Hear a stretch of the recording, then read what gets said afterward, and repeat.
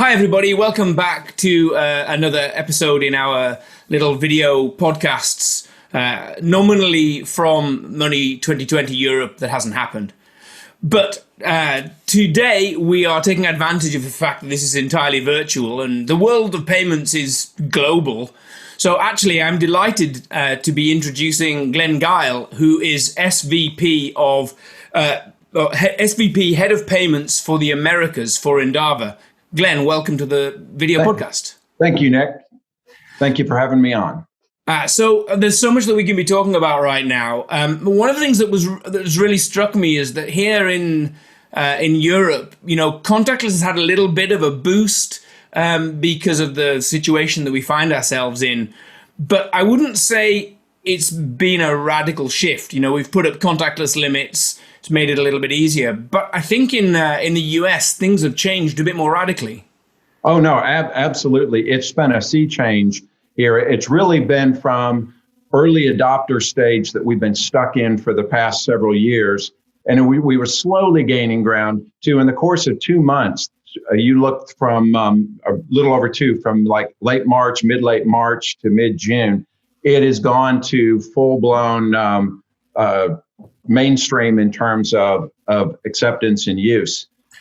So has there been, because a lot of cards in the US aren't issued with contactless, right? So has there been a shift in issuers' behavior as well?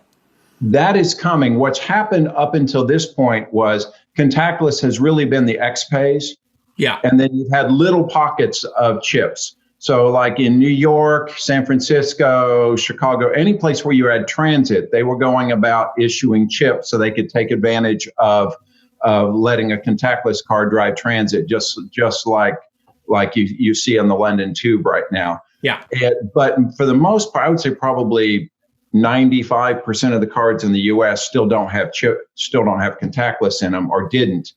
And then so everything was through an Apple Pay, Samsung Pay, Google Pay kind of thing. And so that was part of the challenge is people were used to pulling out a card.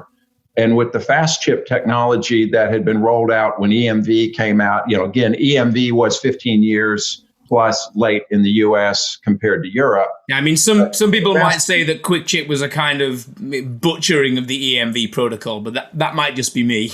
Yeah, but what it did is it took out all that initial pain that Europe felt with it that drove people to contact.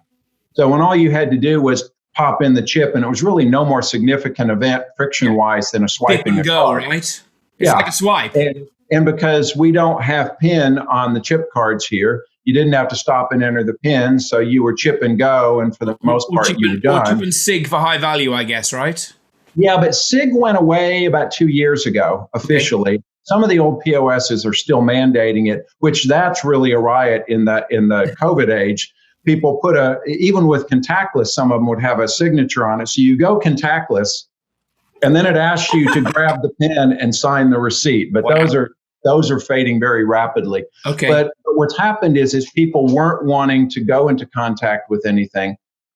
That's where all of a sudden people were looking at contactless. And so you had merchants, like a major supermarket merchant here, they didn't have contactless on their horizon until well into 2021.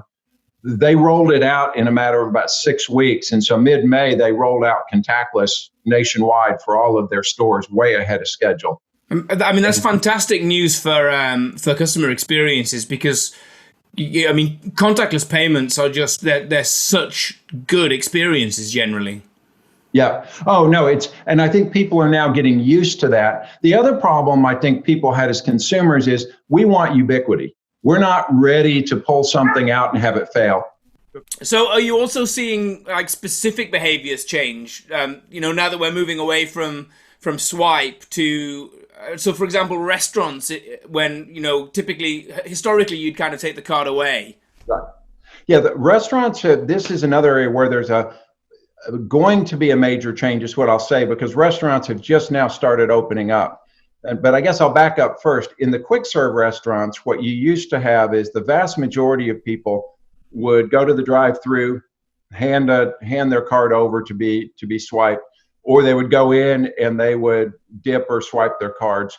Now, the vast majority of restaurant transactions, quick serve, are now order ahead. They've really gone and worked overtime to upgrade the apps to really get the order ahead those are working. typically just e-com transactions, right? Or mobile Yeah, they transactions. become e-com transactions instead of card present transactions, which that's a separate topic that's been a challenge on the economics because they've been hit by everything else, and suddenly they're also paying higher interchange Yeah. because what's actually an on-prem transaction is an e-com transaction in the rating. Okay, and of course no interchange caps in the US either.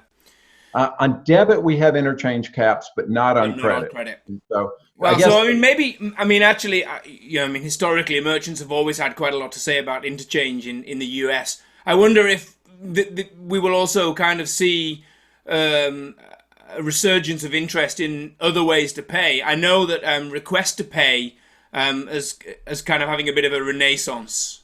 Yeah, so in the whole real-time payments piece, the push pay, I think it's moving slower. I think it's coming in through some of the alternate payment mechanisms now, like people wanting to pay through PayPal, pay through Venmo, pay through kind of other sorts of social media, like Zeller and stuff like that, right? Yeah, and you're starting to see a little bit through some of the wallet apps the ability for a push payment from a bank account. But that's mainly being driven, I think, by QR codes. That's what's kind of driving things here too, is take a picture of a QR code, push a bank payment to a merchant. And there's a number of those that are really getting started on that. And of course they work brilliantly in a remote or in a kind of pseudo remote context. You can do social distancing and still have QR, right? Yeah, no, the QR, I think the social distancing and the whole COVID thing is really giving QR codes a renaissance. They were largely skipped in the US because the XPays took over so quickly in terms of anything that wasn't card present. And now that we're moving to the contactless, the card not present, the concept of paying through a QR code is not as foreign to people anymore. And I think that you're going to start to see a lot more of that. Particularly, I think it's going to be the push QRs, not so much the QR code that turns into a card payment, but more of the merchant displays the QR. Yeah, well, and the same's happening in Europe, right? There's a lot of interest around direct payments, directly from your bank account. And QR is really interesting because it's got huge traction in the Far East, and I was skeptical about it being able to make its way into Europe and particularly into the US. But actually, maybe events are going to drive something else. Yeah, well, and I think the events are really changing rapidly. You mentioned QR, and then kind of going back and tying that into restaurants. One of the things that is one of the major players here is rolling out is a QR code based restaurant payment. Okay. So you're at the restaurant table. Yeah, and so you scan a QR code, and the menu pops up. Yeah. You order everything off the menu, either not so much directly, that's still using a server. So when you're done, the server brings your check. Your check has a QR code on it. You scan the QR code, and up pops the bill on your phone. Yeah. You add the gratuity and pay it with the credit card on your phone. There's no contact, no nothing. So it's really a brilliant way to pay. And the server ends up still getting their tips, which, as you know, in America, they live off their tips. Absolutely, it's kind of critical, right? It's got to work in that context. That's a huge thing.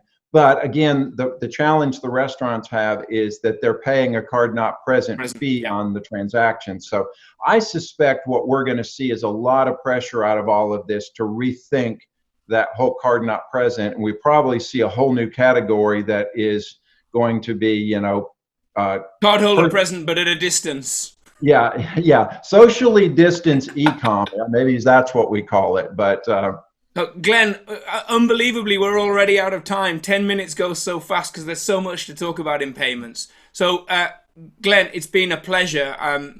And I hope to see you in the flesh really soon.